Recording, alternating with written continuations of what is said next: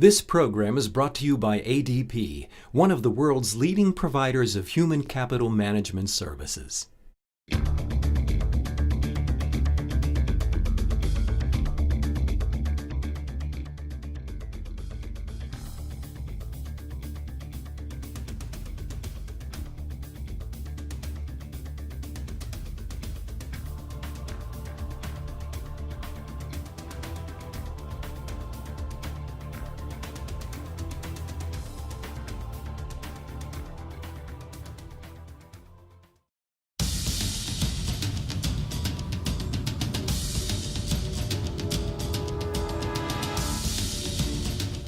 Federal contracting is basically contractors like myself provide support to the government in different areas. It could be training, it could be information technology, it could be a host of things, whether it's military or any of the other federal agencies. Each agency has a mission. They're mission focused, and we provide the back end support to them. What most people erroneously believe is that you put up a website, you have status in some socioeconomic category, and the contracts just start flowing to you. That's not the case.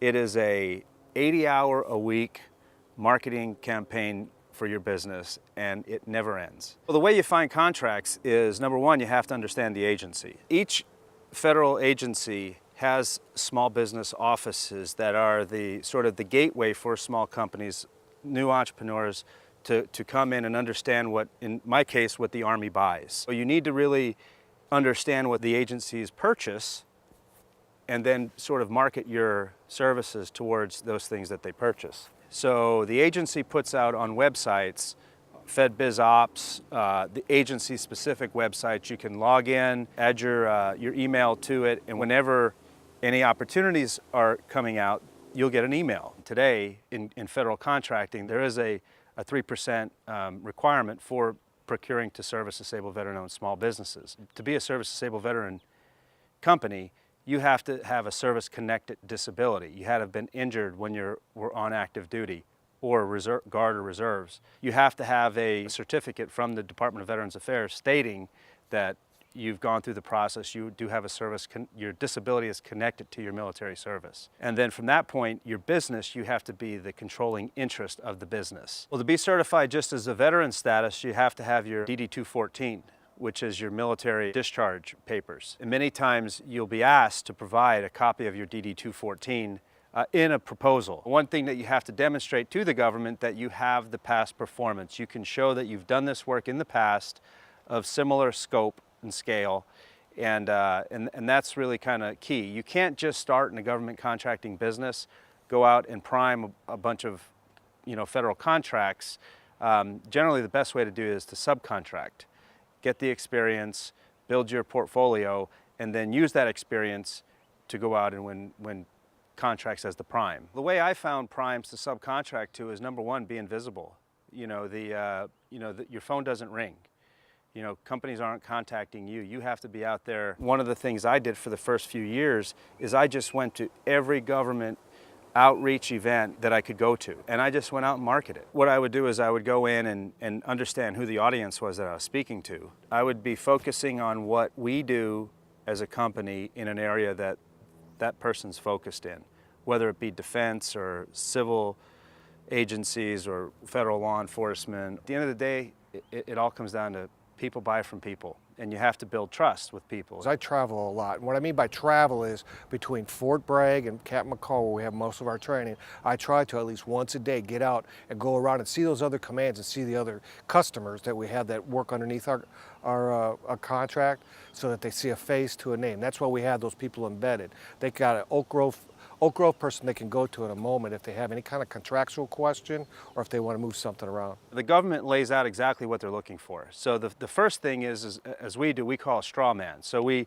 look at the proposal, we break it down into the functional areas that the government's asking for. You're really kind of talking about and trying to convince the client that your solution or your approach or your methodology is the best methodology. Be specific in your approach to answering the government's requirements, because they're going to have a source selection committee of experts like yourself that's going to say, this isn't the right approach and you're out of the competition, or this is the right approach move on to the next phases. And part of that is compliance. Are you compliant with the contract? Is your response compliant? And it could be as little as, are you using the font that they require? Are you using the margins that the government laid out that most people will just overlook? And you could have the greatest proposal with the best price, but you're not even going to make it to that point because they're looking to reduce the number of bids that they have. In today's market, it's all about price. So can you price it such that you're competitive? Most of the pricing is really your labor.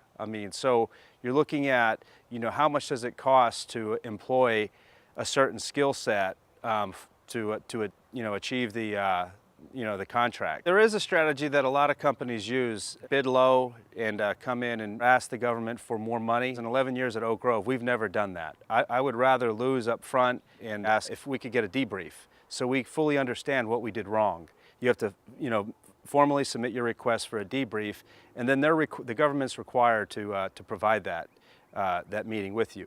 And a good case for that is we bid a proposal probably about 6 years ago with the Department of State, and I asked for a debrief and walk into a room solo with 12 people from the Department of State. They thought it was going to be more of a tense discussion, and my only objective was to find out what I did wrong so that when it comes back out in 3 years, I can bid it again. Your attitude when you go into these, not being confrontational, just understanding, for your betterment and your company, I think that goes a long way. And in our case, it did.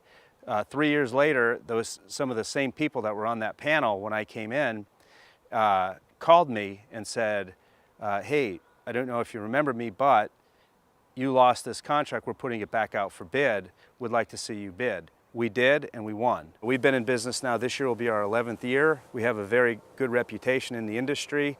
I'd like to take the credit for that, but the truth is that it's the people that are employed here. Oak Grove is very decentralized. We are out doing our work with very little supervision. Every Friday, I do what's called a sit rep.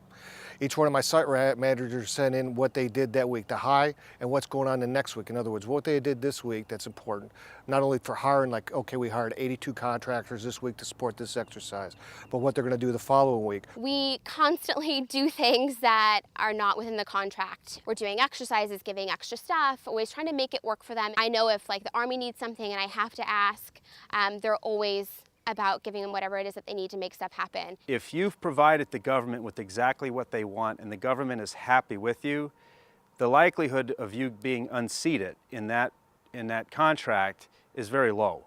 So if the government's happy with you, they're going to find a way to stay with you.